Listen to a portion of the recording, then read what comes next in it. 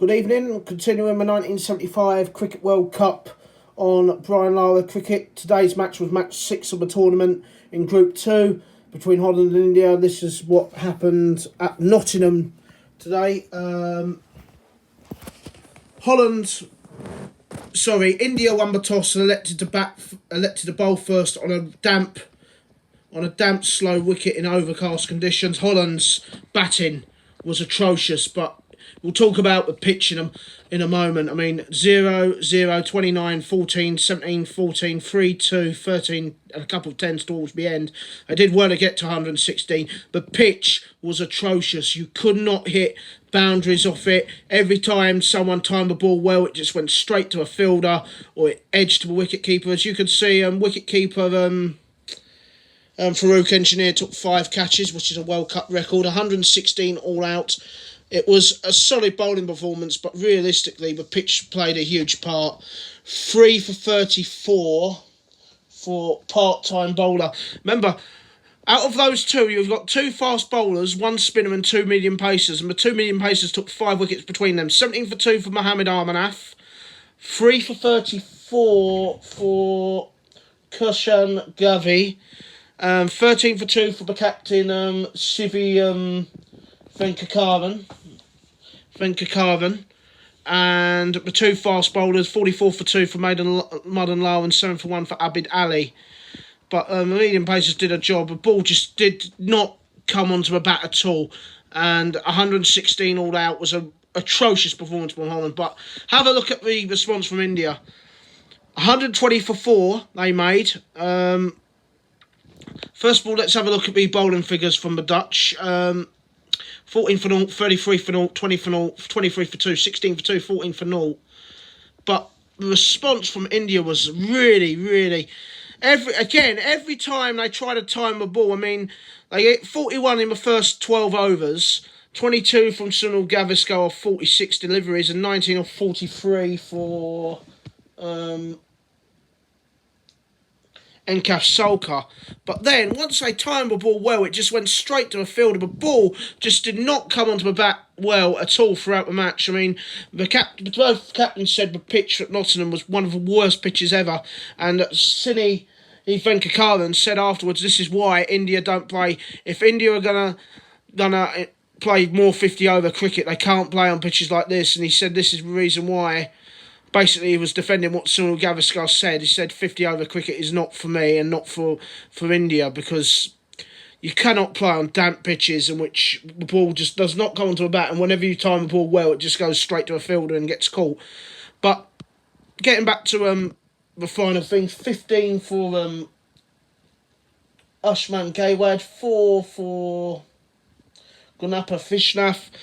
I mean, 49 not out, 11 not out for Mohammad Armanaf, and 49 not out for Biraj Patel. Biraj Patel hit 49 of 30 deliveries, but he missed a chance. I mean, there was 80. They went from 41 for 0 to 68 for 4, thanks to some absolutely unbelievable. Well, the ball just came onto the bat and it just went straight to fielders all the time. It weren't like they were brilliantly timed, but they still just went straight to fielders. The ball just would not come onto the bat at all. I mean, Biraj Patel was dropped on 6, and that would have been 80 for 5. And I tell you what, if it had been 80 for 5, I reckon we could have seen a big upset, because the pitch just nothing was going on. I mean, but eventually that drop catch, and Holland just sort of fell to pieces after that, and he hit 49 off 30 deliveries, and they made 124. It took them, India, 26.1 overs to get chased down that 117. But summary, again, have a look at this. India, like I said, won the toss, elected to bowl. Bowled Holland out for 116. India, 120 for 4. India winning by 6 wickets. The third consecutive 6-wicket victory in this World Cup. But it took India 26.1 overs. Biraj Patel was man of the match for his 49 or 30 deliveries in what was a really poor.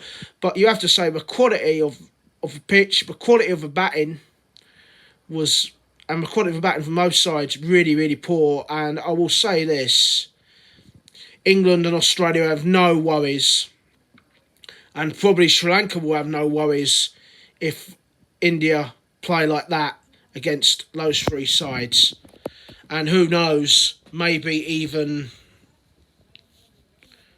Rhodesia. I mean, Rhodesia played on a damp pitch the other day at Birmingham and scored 206 for 6. But India's, both teams' efforts, in terms of quality, without doubt, the worst match of the tournament so far. However, India do have for 2 points, and India are third in the table. That's not really a surprise.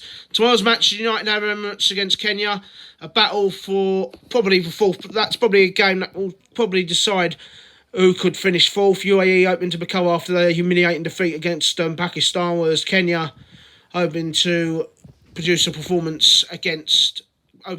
better batting performance than they did against New Zealand.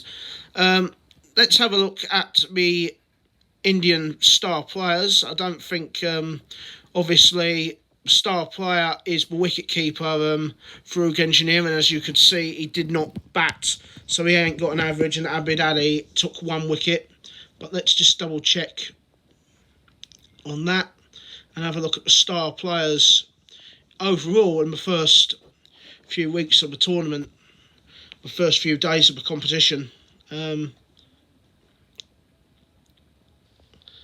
As you can tell, there's a lot of batsmen that don't have averages yet because they've been not out so far. So it is sort of like, at the moment, sort of like almost a batsman's thing. As you can see, Farouk Engineer didn't bat, but he took 5 catches and 1 wicket for Abid Ali, an average of 7. So that's what it looks like for the star players so far in this tournament. It is just really disappointing.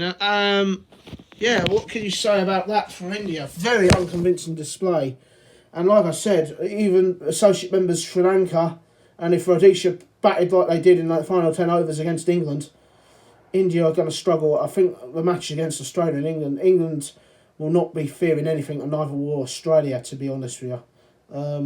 But I will say this, having played that game, the pitch at Nottingham has got... When I played the other day against Sri Lanka, Australia versus Sri Lanka, it was a really good pitch. It was fast, it was quick, and we saw 328 for 5, played 274 for 7 or something like that. You'll notice it in match 2 of the tournament. The pitch this time, I mean, I played on a damp pitch at Nottingham a couple of days ago against Rhodesia, and it played pretty well, boundaries were quite... But every time I hit the ball well, it just went to a fielder. And every time the ball just went to a fielder, and it's just like absolutely amazing. I mean, but that performance from India was absolutely shocking. And it's only the 6th one-day international they've played in the 4 years of existence in one-day international cricket, and you can see why most of the Indian players don't find one-day cricket popular and they'd rather play Test cricket. Really not good. But anyway, that's the end of that game. Match 7 tomorrow is the United Arab Emirates against Kenya. United Arab Emirates hoping to bounce back from their humiliating defeat against Pakistan. Hoping to bat. Both teams looking to bat better. You should see a better batting performance depending on the bowling on both sides. I mean, UAE conceded 330 and Kenya conceded, I think they conceded 309 against New Zealand. So it'll be interesting to see who comes out on top in that game. Whoever comes out on top of that game will be in pole position of probably finish 4th in that group to reach the quarterfinals of the tournament. But we've seen all 12 teams now here in England for this 1975 World Cup. England and West Indies look the outstanding teams alongside Australia and Pakistan.